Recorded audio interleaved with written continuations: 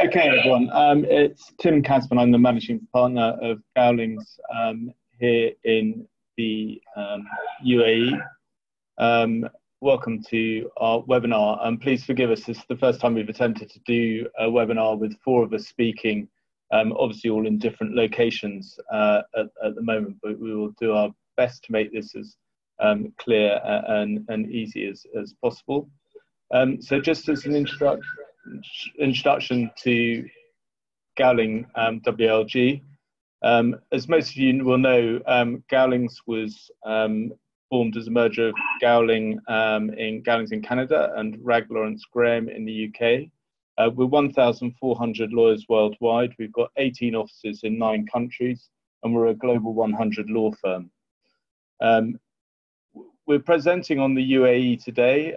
We've got lawyers across multiple jurisdictions, and we'll be able to advise on all these issues across those jurisdictions if you need assistance in other jurisdictions. And on our website, we've got a COVID-19 hub, which is really covering the issues that we're talking about today and many other issues. So there's a lot of information on there, which we're putting together for clients to hopefully help you out during this difficult period. So moving on now, so we're going to be discussing sort of the emerging business issues and considerations. Again, as everyone knows, it's very much a moving feast at the moment. So everything's progressing at some speed.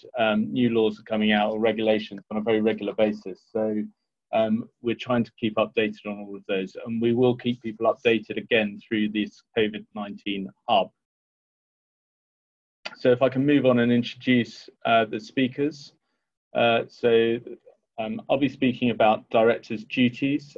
Tony Fielding is a partner in our technology and commercial group. We'll be talking about force majeure. Sahel Mirza has actually joined us today. So it's his first day today. He's joined us as a partner in our corporate commercial group, and he is going to talk about the employment issues. And John Parker is going to talk, he heads our IP group and is going to talk about some of the social media issues that arise out of current situation. And we've added Sachin, because Sachin is a corporate lawyer who's just joined from our Toronto office, and he's just joined us, and he's a 3 years qualified lawyer, and we're delighted to have him on board. So over to Tony for slides on force majeure.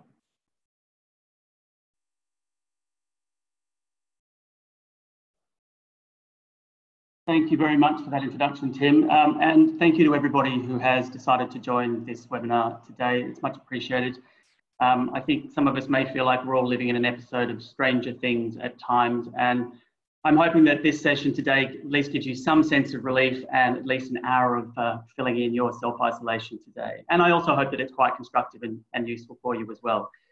So why don't we kick off with this discussion around force majeure. I think it's very fair to say that as a technology lawyer who advises both customers and suppliers in the supply chain, we have definitely noticed that COVID-19 has become a major disruptor to the supply chain. And clients are particularly now feeling the significant impact of what it is doing to their business and what it means to their business going forward.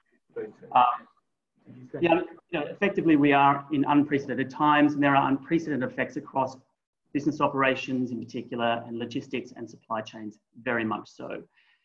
So it's a very real and current threat to companies globally, and I think that is becoming very, very apparent as we read newspapers, as we look online, and as we discuss issues with our clients.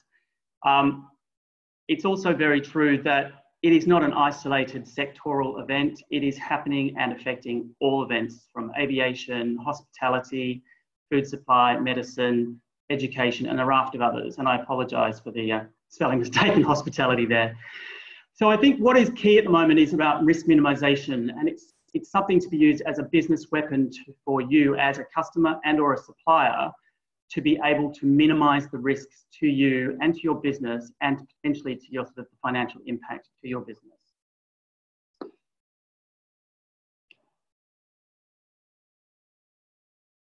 So I guess the essential question is, as an individual or as a business owner or operator, what can you do in these strange times of COVID-19 and its effect on your business? Effectively, I'm looking at this from a contractual perspective. What I would suggest that everybody needs to do at the moment is to be looking at their contractual rights, particularly in relation to critical business contracts or long-term contracts or contracts that are interdependent and rely on an ecosystem of related contracts.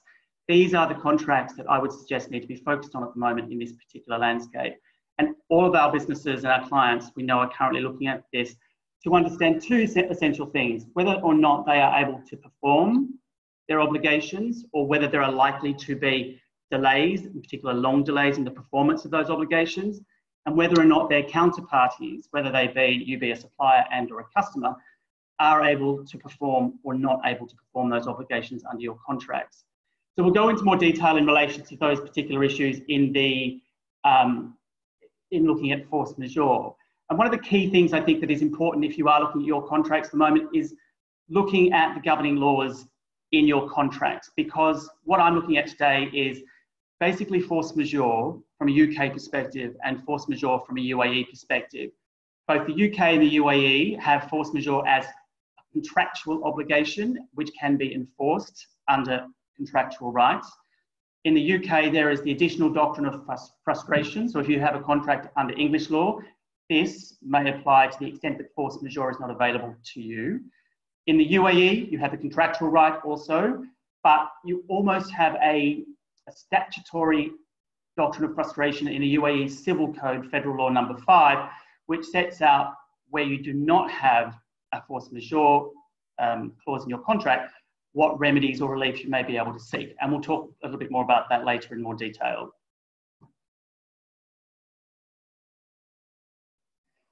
So just as a snapshot, what have we been dealing with recently with clients? So we've had quite a lot of contacts and queries asking us these types of questions. So is COVID-19 actually a force majeure event?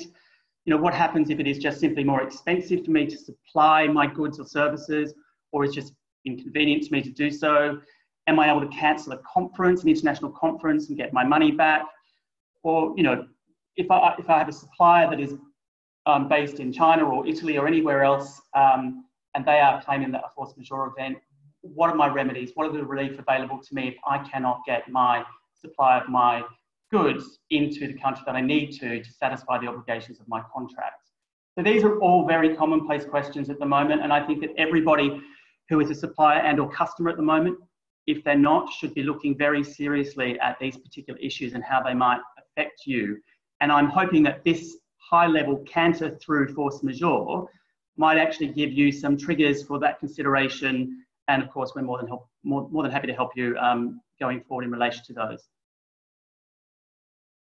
So if we go on to the next slide, I appreciate that not everybody on here is a lawyer, and also legal concepts such as force majeure and the application of them may elude some people, and they're not always clear to lawyers, in fact. So I just thought it would be quite a useful time to go through what actually is a force majeure event.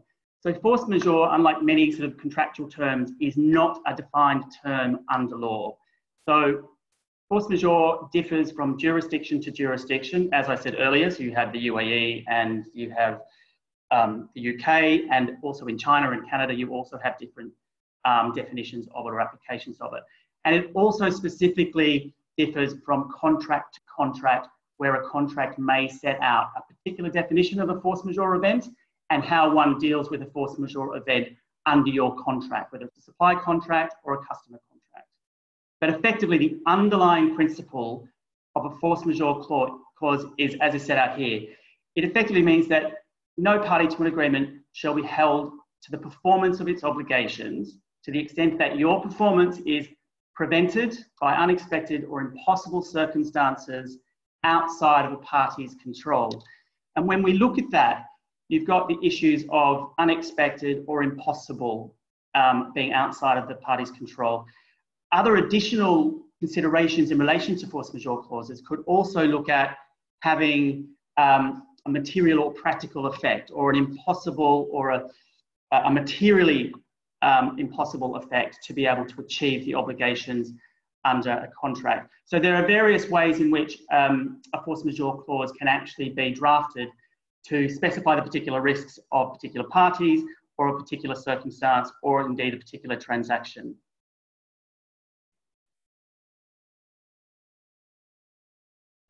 To the extent that you do actually read your contracts, and I probably believe most of you do, and if not, you have in-house counsel who do, you will, or your counsel will be familiar with a force majeure clause. And effectively, it encapsulates the principles which I just articulated. And usually you see something very similar to this.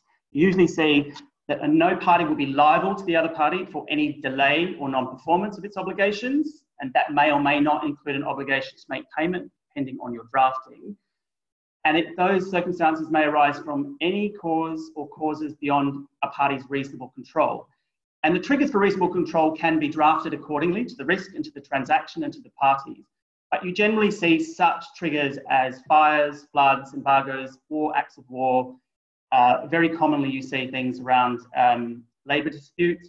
There is also acts of God or acts or omissions by governmental authorities that may impact a party's ability to perform its contractual obligations, or indeed have to delay the performance of their obligations for a particular period of time.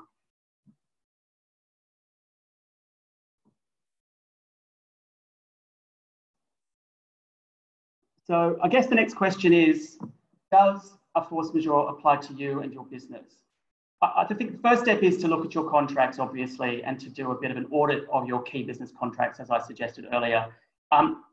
Does your contract clause have a force majeure clause?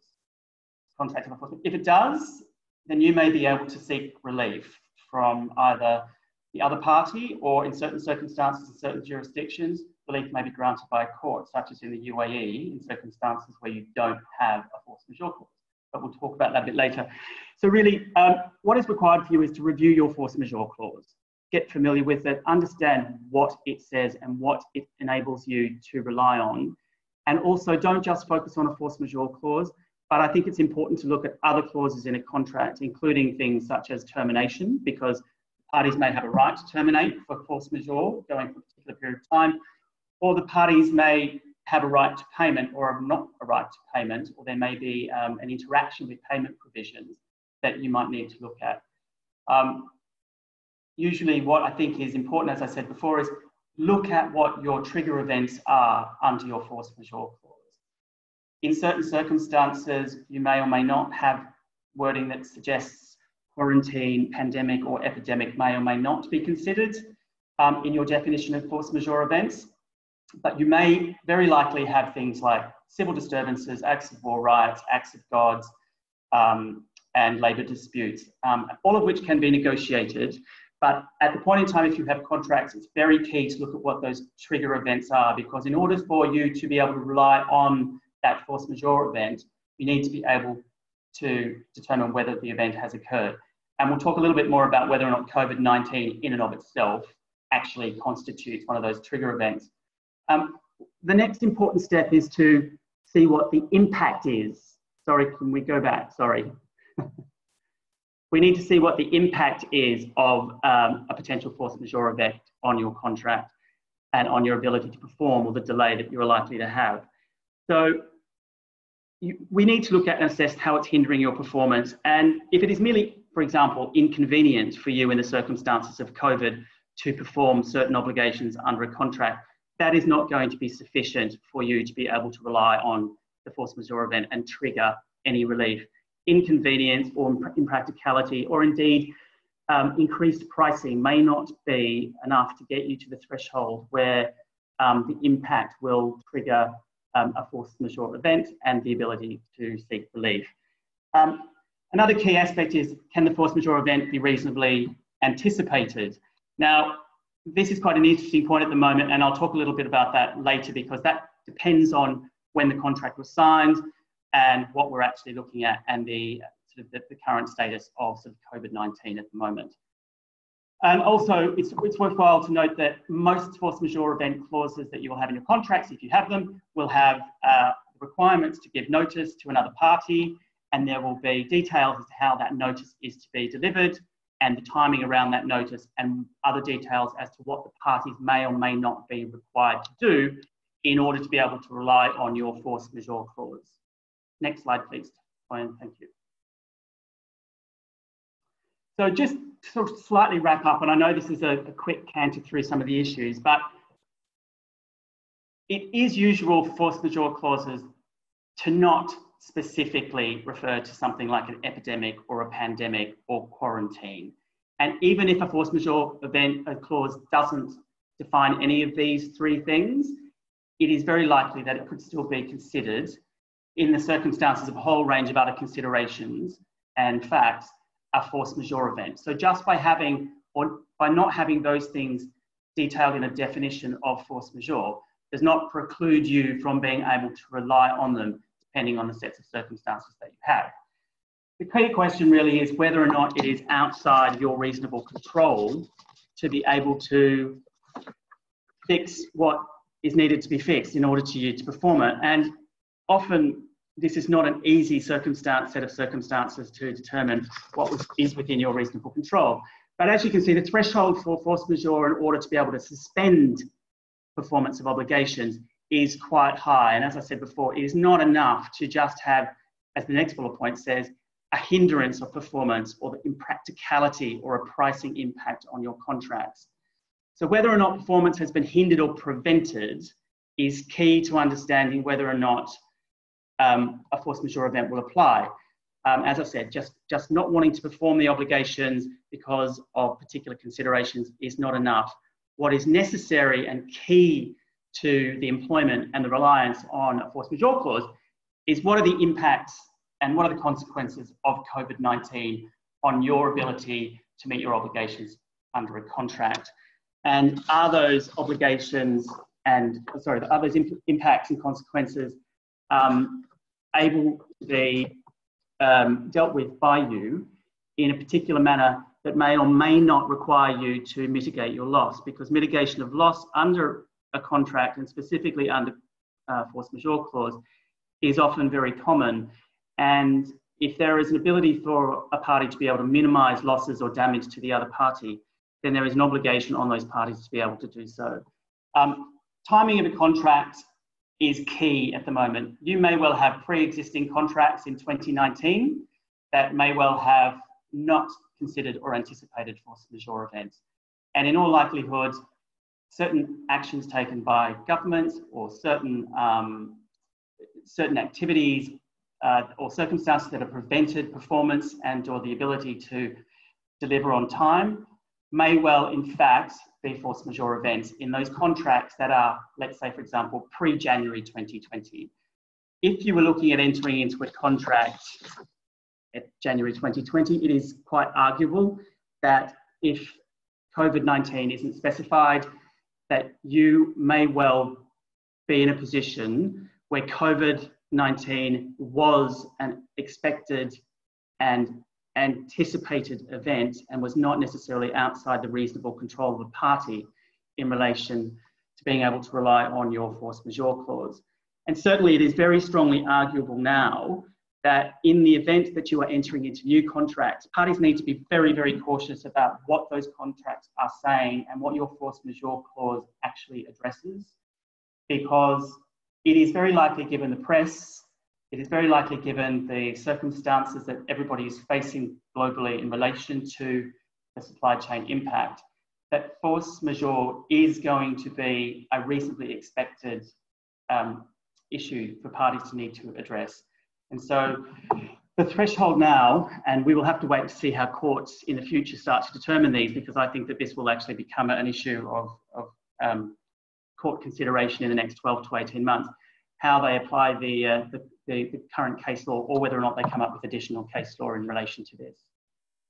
Next clause, please.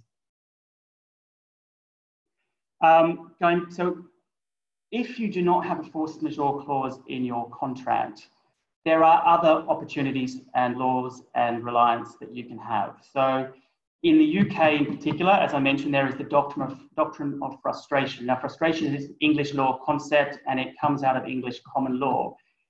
It is a very high threshold to meet the doctrine of frustration. and it only applies where your contracts have no express force majeure clause at all. So if you have no force majeure clause, then you may be able to look, if it's a UK contract, at the doctrine of frustration as a form of relief. So it applies to only English law contracts. As I mentioned, it's a very high threshold to meet. And my last bullet point says English courts are unlikely to apply frustration. But as I said, English courts at the moment are likely in the next 12 to 18 months to have to reconsider a whole raft of case law in relation to what frustration and what force majeure actually means to particular parties.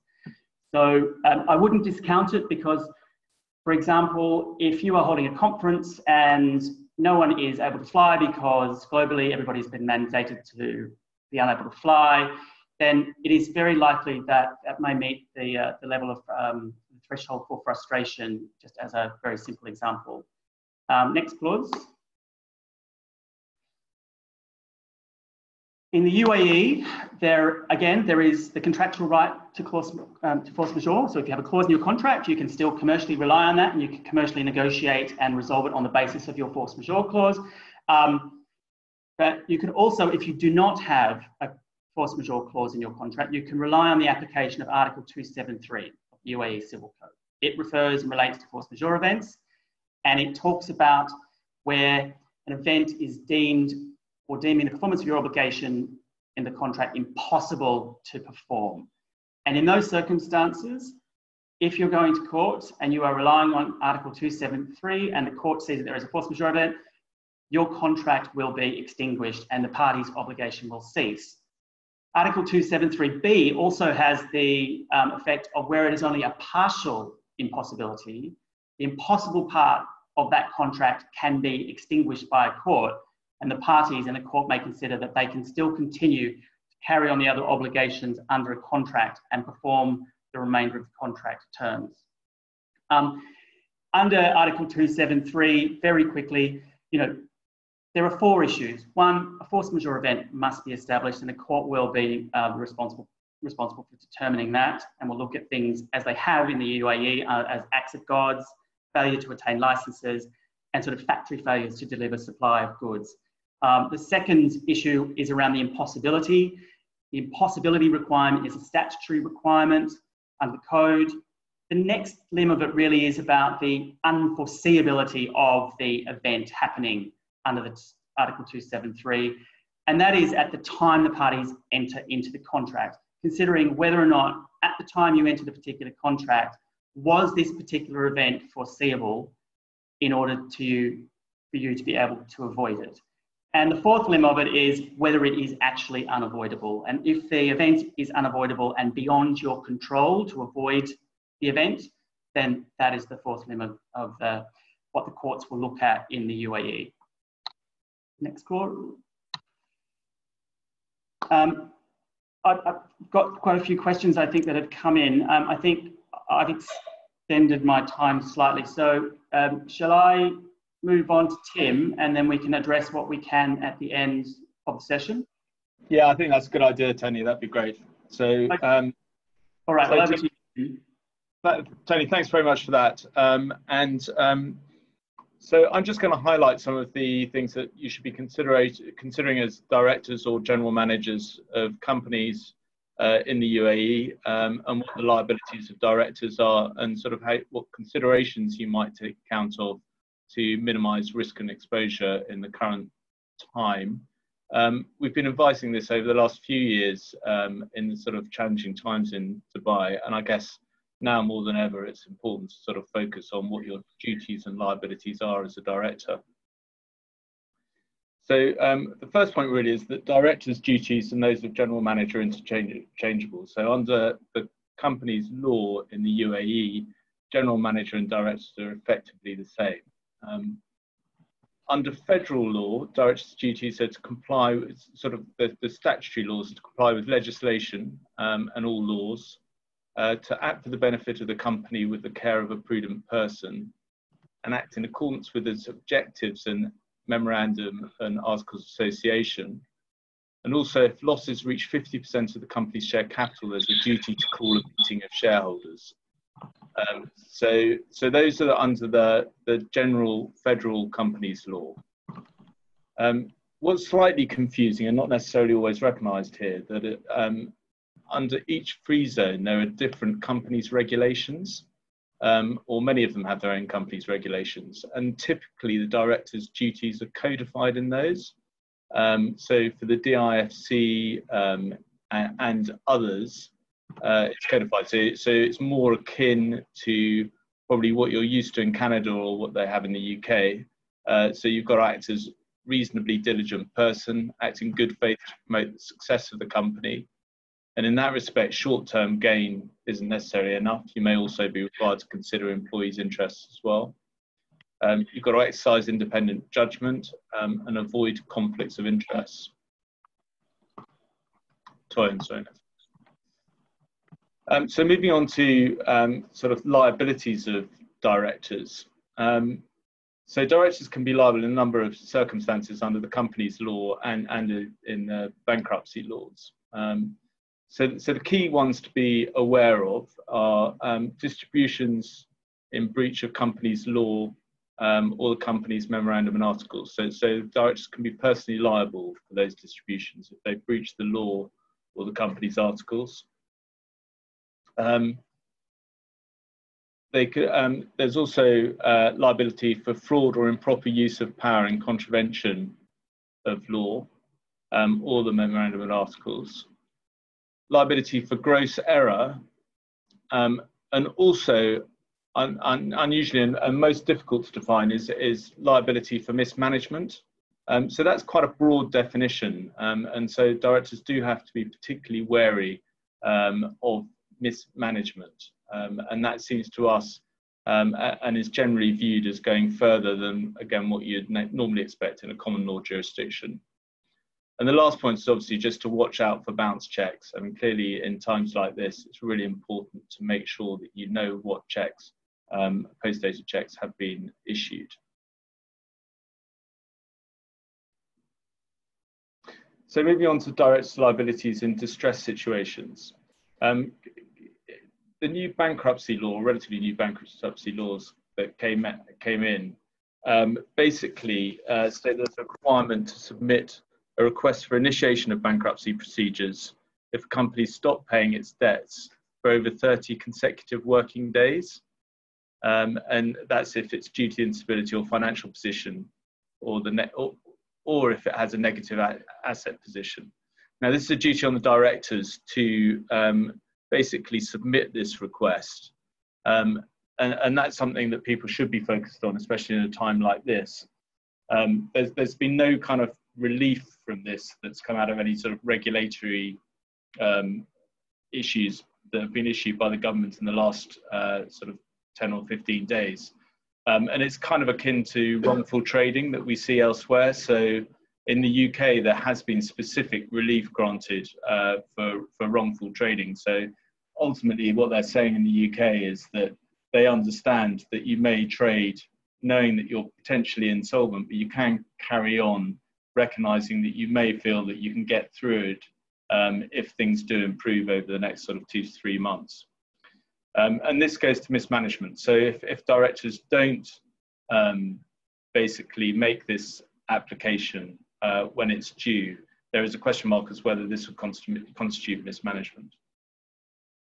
So other areas where directors can be liable is embezzlement and altering company records, distributing profits or bonuses in breach of laws or the Memorandum of Articles of Association, payment of preferences. So be very wary about how you're paying your creditors. Are you making any preferential payments? Be very wary of that in circumstances where you have sort of financial concerns. Sales at an undervalue, and also carrying on non-core or speculative business, and particularly outside the scope of the company's license. And it's kind of a reminder to everyone, I guess, at a time like this, to make sure that you are carrying on business within the scope of the company's license, because if the company's outside of the scope of its license, then the directors could, in circumstances, be found liable for business carried on outside of that. So that is something to consider. So one of the other questions we have, particularly at the moment, is around liabilities of shareholders. So can a shareholder be liable for an insolvent company in the UAE? So if it's a limited liability company, like elsewhere across the world, really, the shareholder's liability is limited to the amount of the paid up share capital. One thing you have to consider potentially as an overseas business here is, has this paid up share capital been paid in full? So if you've got a 51% local partner, has that 51% local partner paid up their portion of the share capital, or have you paid it up on their behalf? And are you liable under the documentation with the local partner to pay that share capital? So that's something just to be aware of and to consider. The exceptions are as you might expect. So fraudulent misrepresentation to creditors or misappropriation of funds, distributions in breach of relevant laws or regulations. And also, while there isn't any formal sort of equivalent of shadow directorship here, if the shareholders have unduly influenced the directors in carrying out any of the above, then the shareholders could be liable.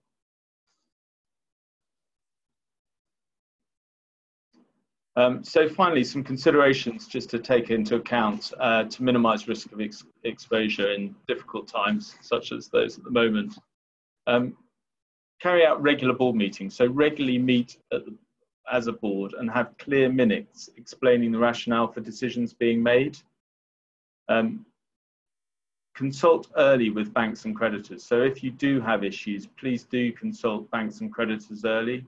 If you've got multiple facilities, look at cross-default provisions, those can be key. Cash is obviously king during crises like these. So make sure you're at the top of the list for your payments, look at getting payments in advance, etc. Keep diligent financial records, that is an obligation on directors to keep diligent financial records, so make sure those are kept. Keep a record, just practicality of, and clearly diarised any post-dated checks or guarantees. And once in financial difficulty, do be wary of paying any creditors in preference to others. And really, I guess, ultimately, the advice is to review all of the decisions that are being made at the moment in light of the current COVID-19 situation. And if specific issues that have arisen as a direct result of COVID-19, make sure those are minuted clearly, and that will always help in any defence as actions you've taken as a director. So those are the sort of key summary of directors' responsibilities, duties, and also some of the liabilities. Now moving on to Sahel.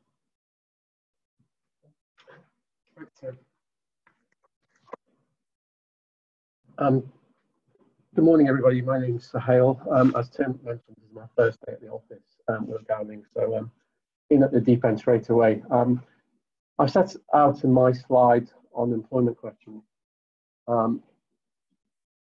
Could you just move? Yeah, I set out my slide on employment questions, so the key burning issues that are keeping HR managers, HR departments awake at night at the moment. Admittedly, there's been a contraction in the economy. Vast sections of the UAE economy, particularly in sectors such as hospitality, retail, have effectively been shut down over the last week or two since we've had this pandemic. And the UAE government has actually been quite quick to react to this. There was a cabinet resolution which was approved on the 26th of March, but which I believe is still to be gazetted, so it's yet to be binding law.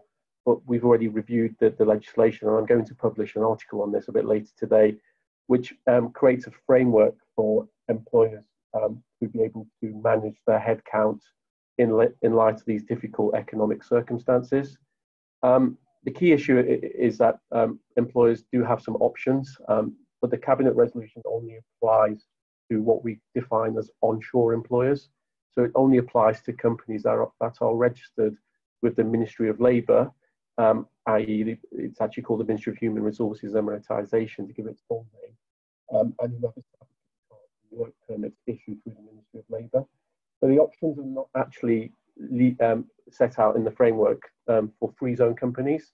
So for people like myself working in the DIFC, and for the vast majority of the wholly foreign-owned companies that operate within the free zones, the options are not actually set out in the legislative framework but I anticipate the free zones will also follow the mainland in the way they adopt these options.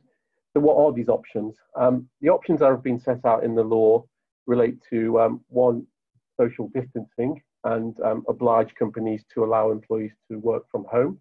So this is really to follow the WHO guidance and also the Ministry of Health guidance in terms of social distancing and keeping the minimum number of people in the office. So 99% of companies in this region are obviously adopting that already. But on the financial side, it does allow some options for companies to introduce any of the following. The options are, as you'd expect, asking people to take paid leave. So you can look at people's employment contracts and allocate the number of days holiday that they have. And ordinarily in the UAE, it's 30 working days. So what you can do is you can ask your employees to paid leave imminently in order to see out this difficult period. Alternatively, you can contractualize the concept of unpaid leave. So effectively allowing employees to take a sabbatical. You may have heard the phrase in the UK, which is now very fashionable, which is putting employees on furlough. I actually had to Google that and look it up in the dictionary. But furlough is basically letting people go on a short term or longer term sabbatical, pending the recovery of the market. The third financial option is to actually introduce a temporary salary reduction. And I do emphasize temporary because the cabinet resolution envisages that there will be a recovery to this. And so once we do recover from this difficult time, it's anticipated that employees will go back to a normal standard terms and conditions in relation to pay. But there is a fourth option, which is a permanent salary reduction. I'm sorry for cutting in. It's me, Diana. You have to maybe get a little bit closer to your speaker because the voice is cutting in and out. So we're having a little difficulty hearing you. Okay, I apologise for that. So just to recap then, Diana, just without going through everything in detail, the three sort of financial options made available by the cabinet resolution is to ask people to go on paid leave, unpaid leave, a temporary salary reduction, or a permanent salary reduction. So those are the four options that have been introduced by the cabinet resolution. Fundamentally, what people need to appreciate is that those options are not unilateral, so they would have to be agreed contractually with the employees. So there is a variation mechanism that needs to be gone through in the event that you do introduce a temporary salary reduction or a permanent salary reduction, and that variation would have to be filed with the Ministry of Labour in order for it to be binding. As you know, all expatriate employees have a contract of employment, which allows for them to obtain a work permit, and that contract of employment is filed with the Ministry of Labour. So any variation to standard terms and conditions would have to be filed with the Ministry of Labour in order for it to be binding. The second innovative change that this cabinet resolution introduces is the concept of a virtual labour market. I'm not sure if people have been following this in the press, but what's interesting about this is that it envisages that due to the contraction in the economy, there will be surplus employees on the expatriate labour market. And the idea of the virtual labour market is to create an electronic database whereby the curriculum vitae and experience of employees who are already resident in the UAE can be published, and employers who are looking for employees that meet their business needs can actually enter the virtual labour market and hire people effectively on a secondment basis. So it's quite interesting because it's a mechanism to allow the mobility of employees while they're effectively on unpaid leave. And in my mind, it's a form of secondment. The important takeaway is that while people are actually on this form of secondment, their principal or original employer, otherwise known as their sponsor for residency purposes, is still obliged to pay housing benefits and any other contractual benefits other than salary. So there's clearly an allocation of costs that's being shared as between the principal employer and the entity to whom that person is seconded. Now, the devil is always in the detail with these issues. The law was passed on the 26th of March. I've yet to see the official gazetted version, so we're still waiting further granular detail as to how the virtual labour market will operate. And we're also awaiting further granular detail as to what the form of supplemental contracts will look like, because the government is envisaging that there'll be a template form of amendment to the people's labour contracts, and that template form of amendment is mandatory in order to make this enforceable. The other point to note is that as a result of changing people's salaries, there'll also be consequential changes to the wages protection system. So as people may be aware, that in order to pay salaries on a regular basis in the UAE, you have to be party to the wages protection system, and the payroll has to be managed through the WPS, as it's otherwise known. So if there's a reduction in salary, then there has to be filings made with the WPS. And I believe the Ministry of Labour is going to police this, because there is a concept in the new resolution that the Ministry of Labour will need to approve of any salary reductions. And that's different, because ordinarily salary reductions were agreed between employer and employee. My view is that the reason why the law says that the Ministry of Labour has to approve of any salary reductions is a mechanism to allow the Ministry of Labour to filter this information into the wage protection system, and perhaps to police any drastic reductions in salary. So that's where we are with the new cabinet resolution, and I hope it gives you an idea of the measures that are being taken by the UAE government. The second point I'd like to address is the concept of redundancy. Now, redundancy as a legal term isn't really well understood in the UAE, because there is no process akin to perhaps in the UK, where you need to go through a consultation procedure and then look at the economic requirements of the business. In the UAE, in order to make an employee redundant, you have to look at their contract of employment and look at the notice provisions. So ordinarily, a contract of employment would have a minimum 1 month notice period. Therefore, in order to make somebody redundant, you'd have to terminate their contract by providing notice or salary in lieu of notice. Now, it's not quite as simple as that. There is also, in addition, the concept of arbitrary dismissal. So in order to actually dismiss an employee with notice, there has to be a justifiable reason for that. Now, the courts here generally look at economic reasons or business restructuring as a valid reason. However, they also like to grant an employee some form of compensation for that. And the rules in the federal labour law is that the compensation payable for termination, where it arises from business disruption, economic or restructuring purposes, is that an employee is entitled to up to 3 months compensation. So what we usually recommend or advise clients is that they actually sit down with the employee and agree some form of full and final settlement, and a compensation offer is actually made available. So you have to look at the length of employment each employee has had, the circumstances around that, and also look at entering into some form of full and final settlement with a view to paying compensation up to 3 months. But that needs to be considered on a case-by-case basis. But once you do get the full and final settlement agreement, then you can be confident that the employee will not have a residual claim for arbitrary dismissal, which would be admissible in the UAE labour courts.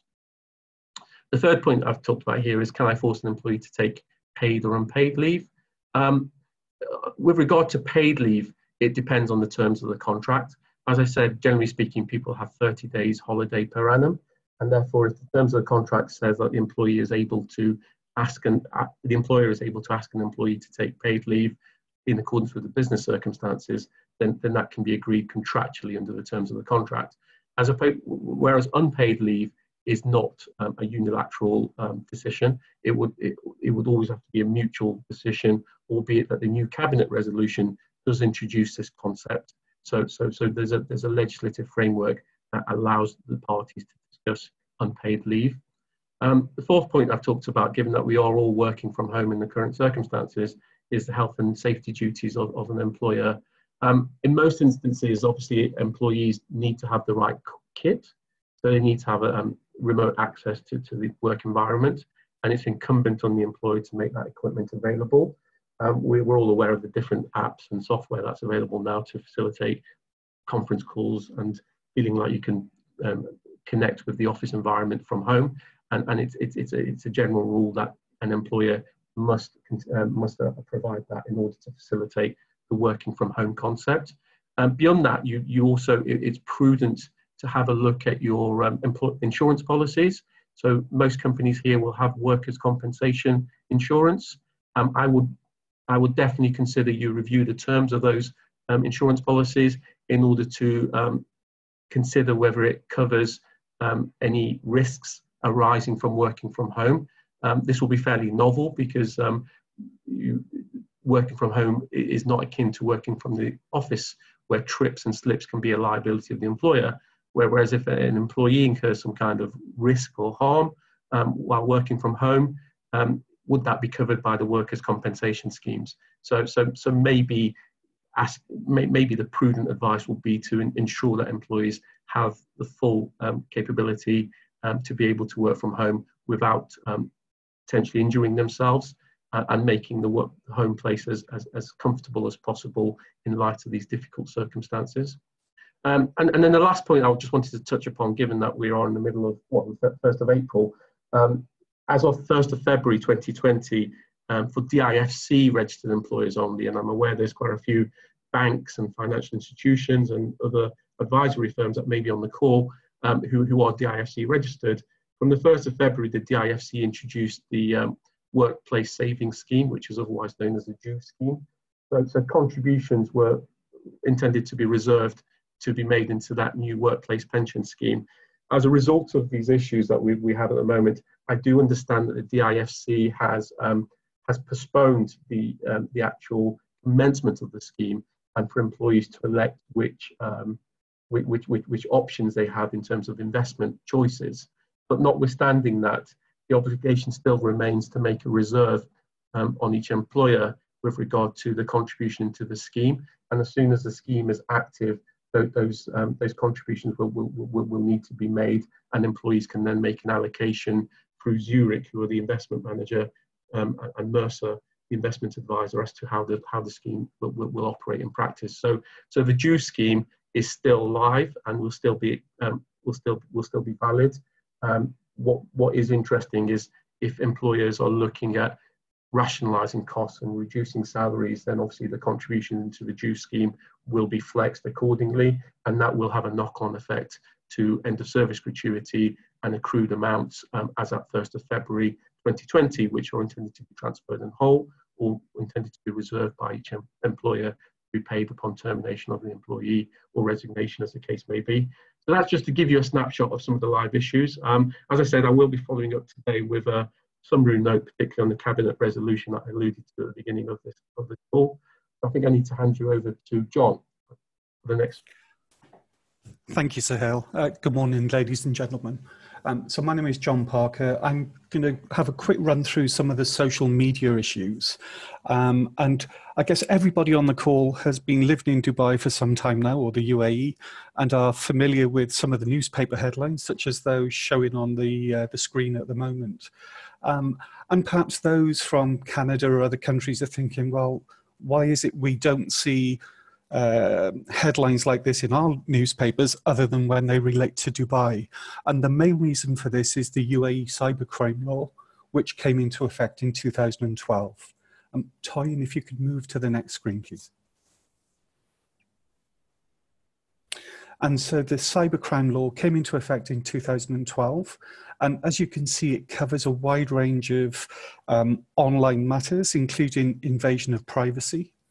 And so, for example, going back to some of the headlines, it may well be that there was a consideration of somebody posting something on Facebook, even though it may have been true, was considered an invasion of privacy, and therefore the poster opened themselves up immediately to potential action under the cybercrime law. And as you can see with the third bullet point here, some activities are criminalized, and so you could potentially face both imprisonment and or a fine. And of course, ultimately, it may even be that if you're a non-Emirati, that you could even face deportation at the end of any prison sentence you may face. So if we could move to the next screen, please. And so, generally speaking, even outside of COVID-19, this is the advice we would normally say to people. So be extremely careful when using social media. An innocent post that you may be able to put in Toronto without issue could actually lead to a lot of trouble for you here in the UAE. So generally, just be careful what you say, write, email, or direct message to your contacts, friends, family even. Even if what you're posting is true, you could face issues. So again, a few years ago, there was a story in the local press of a lady who saw her child being struck in a nursery, and she then faced sanctions when she posted about that on a Facebook page.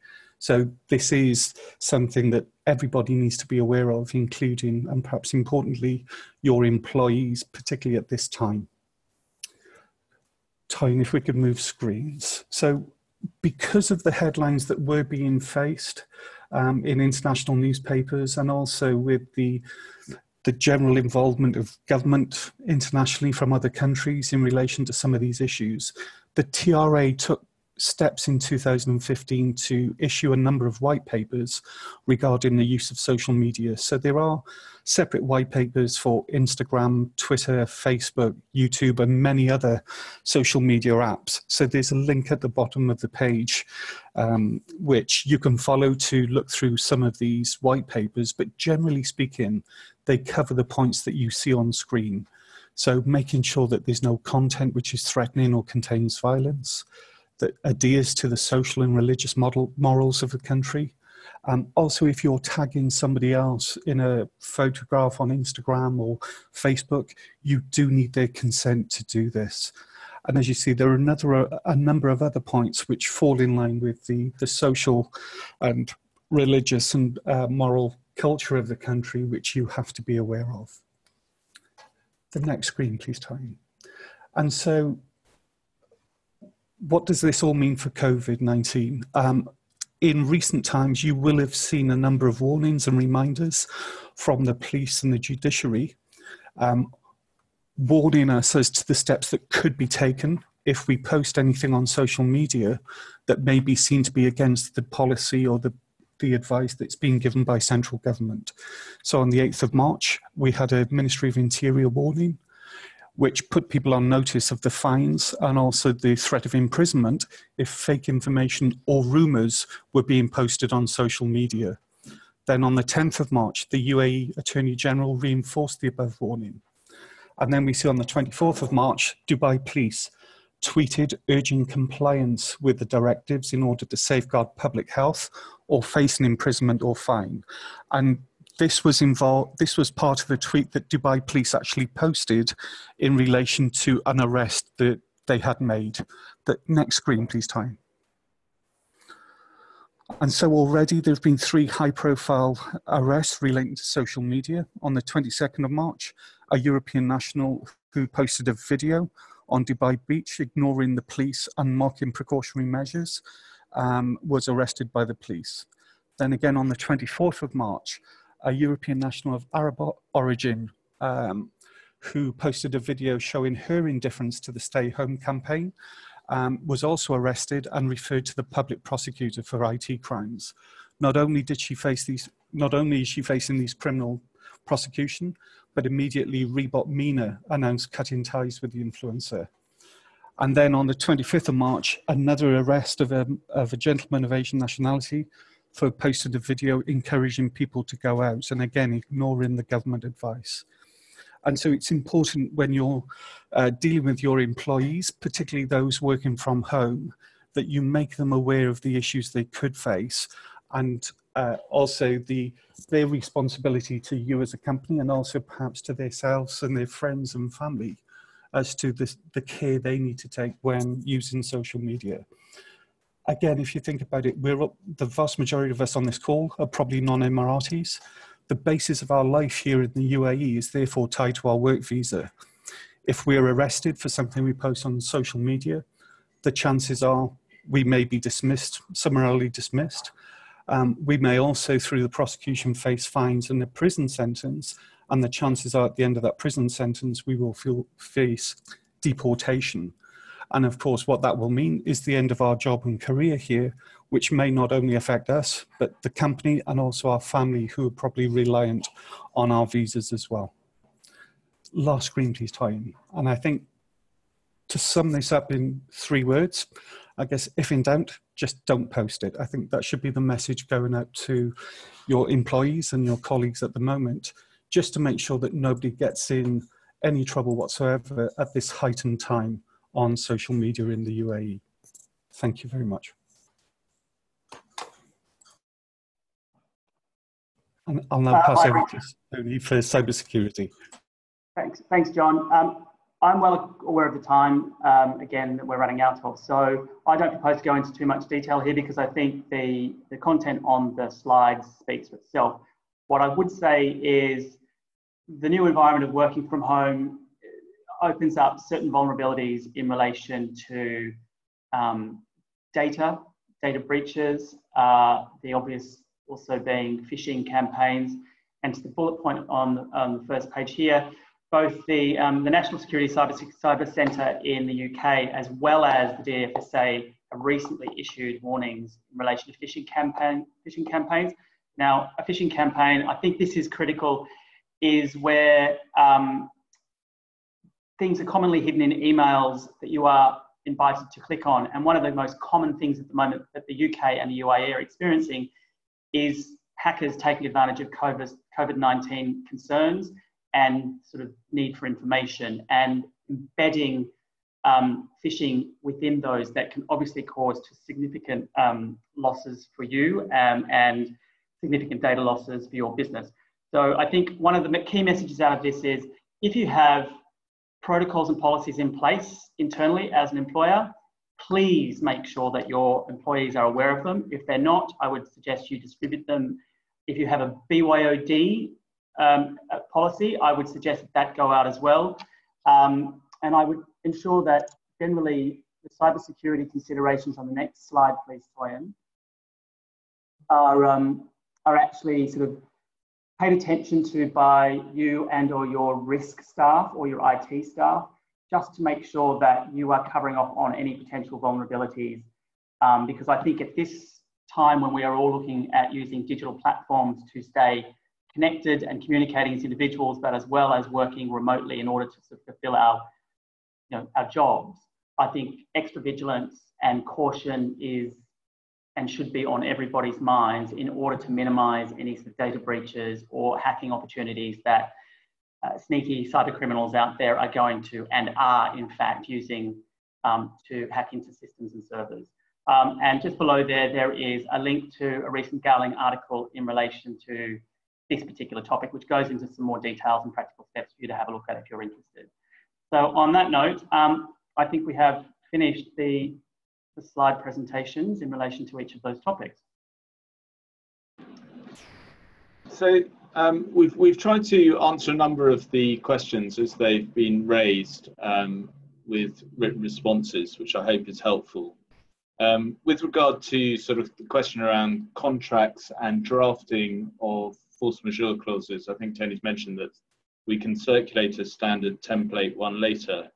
The other thing that you just need to take in consideration, and which is happening increasingly, and we haven't seen it so much here, but certainly in Canada and the UK, our clients are asking for it, is that COVID-19 clauses, so clauses that specifically address the current circumstances, so that if government actions change in the next couple of months or 3 months and that has an adverse effect on that contract, the contract now will sort of start setting out what the position is.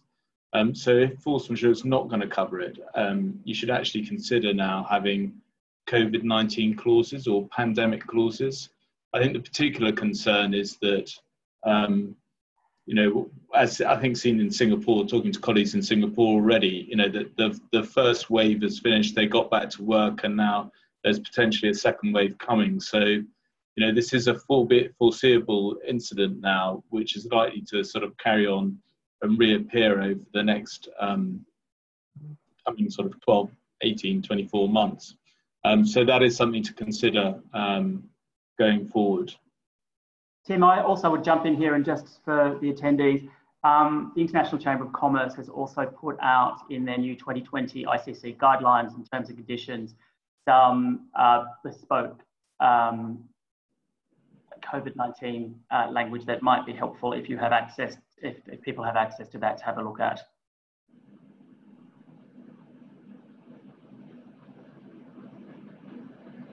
I know there are quite a few questions that have come through, and obviously we don't have a huge amount of time left. Are there any other specific questions that anyone would like to raise to any of the panelists that we can fit in the next couple of minutes?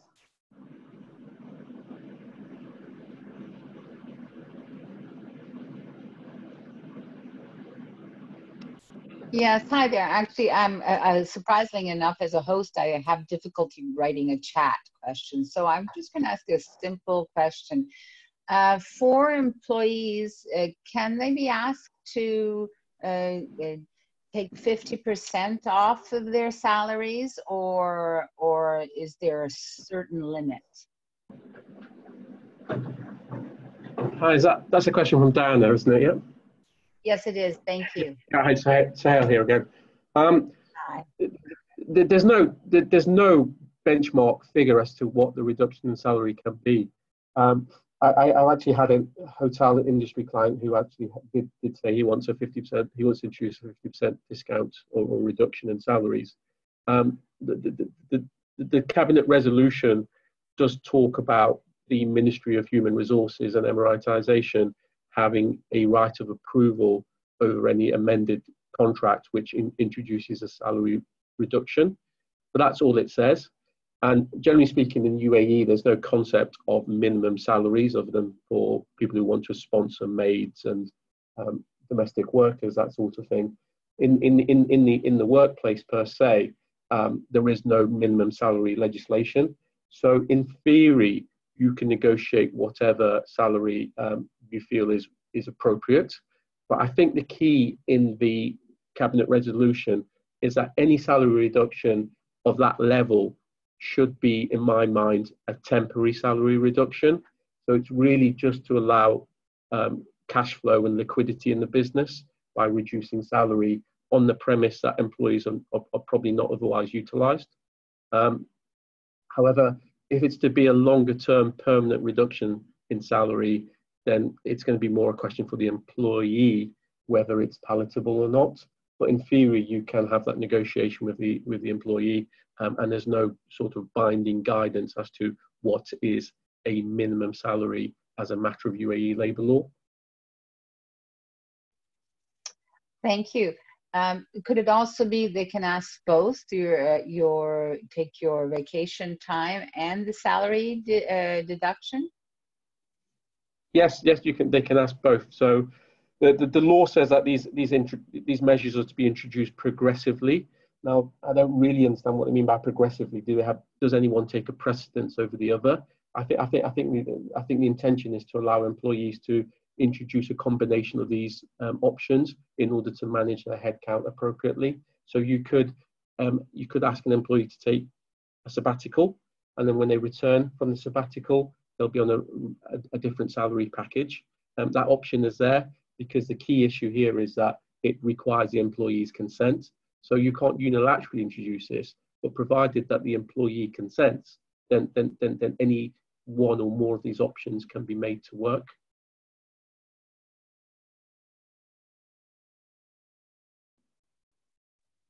Thank you.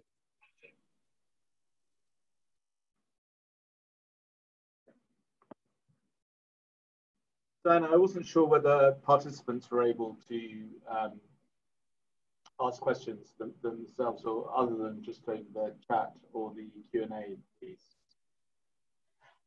Yes, they can. If they're on the Q&A and they want to be live, we can unmute them. So if there's someone who wants to be live, actually, there is a very valid question coming up I saw from Ruda. So I will unmute him and he can go ahead and place his question. Would that be fine?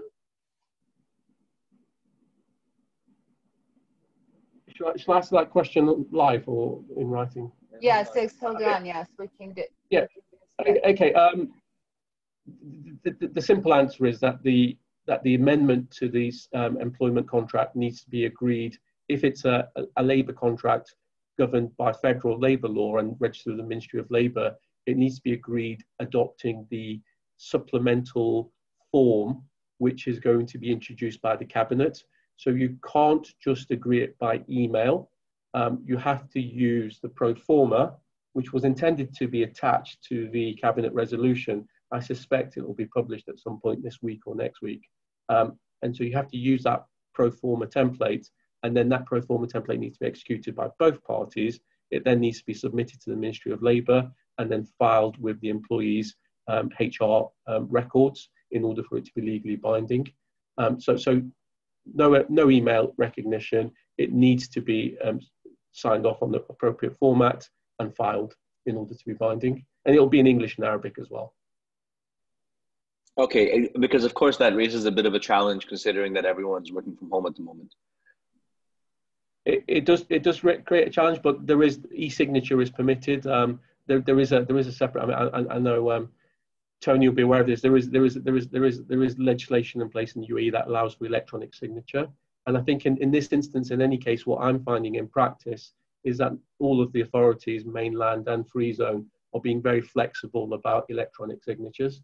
So I am sure that the cabinet resolution, when it is fully adopted, will include some provisions to deal with e-signature of these sorts of amendments. Yes, I would just reiterate as well. And obviously, there are electronic signature regulations here, and I think that there is definitely a flexibility and relaxation as to how they can be employed, not just here in the UAE, but I think globally.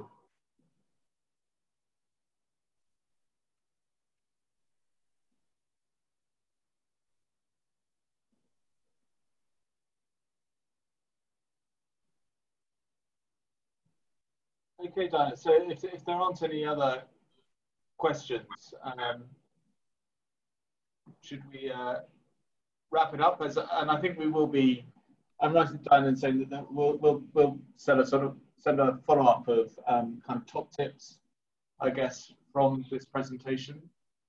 Yes, I totally agree. It was absolutely fantastic. And thank you, gentlemen and ladies, for the combination of having so many panelist speakers together was actually, even from a viewer's point of view, very smooth. So we're quite excited about this. If there's any other questions, we can hopefully get back to regarding it via email, and we will be following up on that with your slide presentations. We have many thank yous out there, and it was very useful. Again, you gentlemen and ladies are very user-friendly. We do appreciate that. It will be this has been recorded. We will be obviously sending it to Gowling. If it is of their approval, we will be putting it out. And if not, maybe we could send out the slide presentation. That would be lovely. And equally, I would like to just say that if there are topics that haven't been covered that people would like to hear about, then we'd be delighted to do another webinar in a week or so, or 2 weeks ago, sort of following up. So, yeah, please do feedback to Diana if there are topics out there that you would like further detail on, then we'd be very pleased to follow up.